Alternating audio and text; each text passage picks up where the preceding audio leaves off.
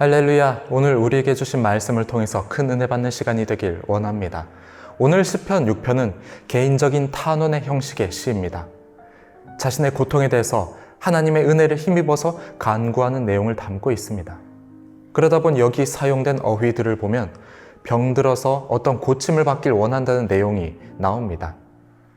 여호와여, 내가 수척하였사오니 내게 은혜를 베푸소서.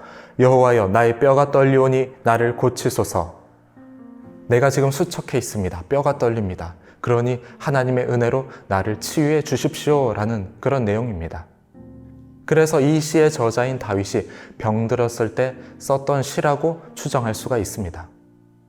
그런데 이 시의 내용을 보면은 병든 그 원인에 대해서 하나님의 징계와 책망으로 이제 표현을 하고 있습니다. 여호와여, 주의 분노로 나를 책망하지 마시오며 주의 진노로 나를 징계하지 마옵소서. 물론 모든 병의 근원이 하나님의 징계에 있진 않습니다. 영적인 이유로 아프기도 하지만 우리의 몸의 밸런스가 깨어졌을 때 또는 유전적인 이유 때문에 질병이 생기기도 합니다.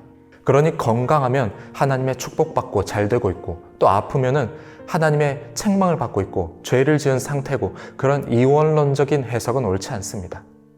올바른 해석은 이것입니다.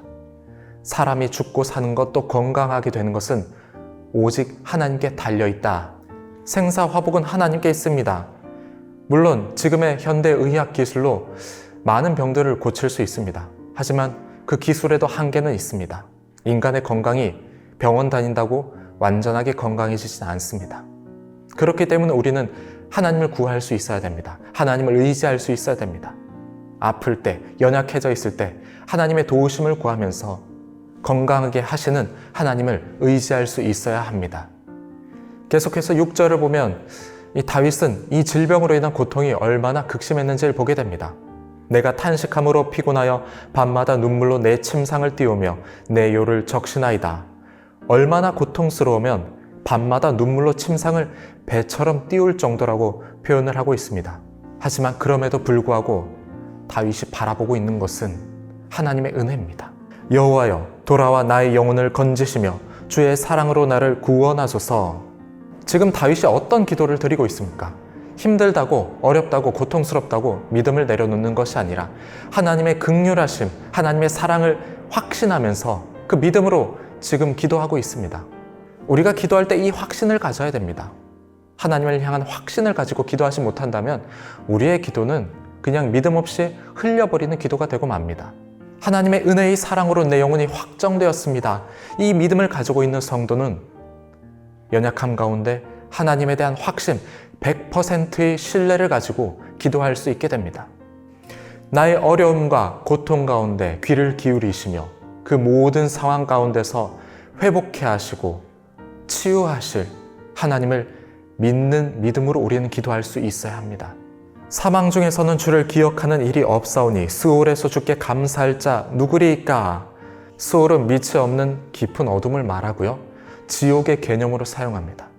다윗은 자신의 질병이 하나님의 징계라면은 결국엔 내가 사망, 스올에 내려갈 수밖에 없고 죽어서는 하나님께 내가 감사드리지 못한다. 즉 하나님과의 관계가 깨어지고 하나님을 잃어버릴 것에 대한 그 두려움에 대한 표현을 이 시를 통해서 말하고 있습니다.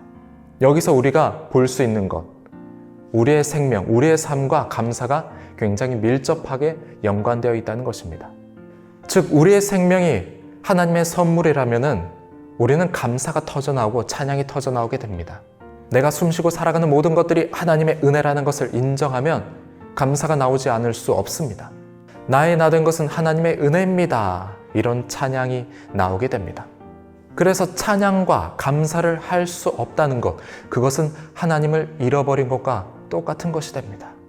다윗이 구하는 것이 바로 이것입니다. 수올에 빠진 사람처럼 하나님을 잃어버리는 것이 아니라 감사와 찬양으로 하나님께 영광 올려드리길 원한다, 그것입니다. 우리가 생명 있는 동안에 찬양하며 하나님에 대한 감사가 넘쳐나길 원합니다. 건강할 때 생명을 주신 하나님을 찬양하며 또 아플 때 생명의 주관자 되신 하나님을 바라보길 원합니다. 여호와께서 내 간구를 들으셨으며 여호와께서 내 기도를 받으시리로다. 여호와께서 내 기도를 들으셨다. 여호와께서 내 간구를 받으셨다라는 이 확신을 보여주고 있습니다. 우리가 이 확신, 하나님에 대한 확신을 가지고 믿음 생활하길 원합니다.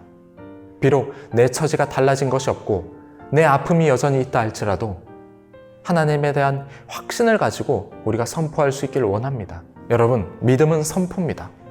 믿음이 있다면 선포할 수 있습니다. 연약함 가운데서도 하나님에 대한 신뢰를 선포할 수 있습니다. 내가 아픔 가운데, 질병 가운데 있다 할지라도 우리가 믿음으로 선포하면서 나아갈 수 있습니다. 그러니 여러분, 기도하실 때 선포하십시오. 확신을 가지고 선포하십시오. 나는 나을 수 있다. 나는 회복될 수 있다. 지금의 상황보다 더 좋아질 수 있다. 우리에게 연약함 가운데서 이런 선포하는 기도를 할 수 있어야 합니다. 믿음으로 선포하면서 그 때를 기다리며 하나님을 신뢰할 수 있어야 합니다.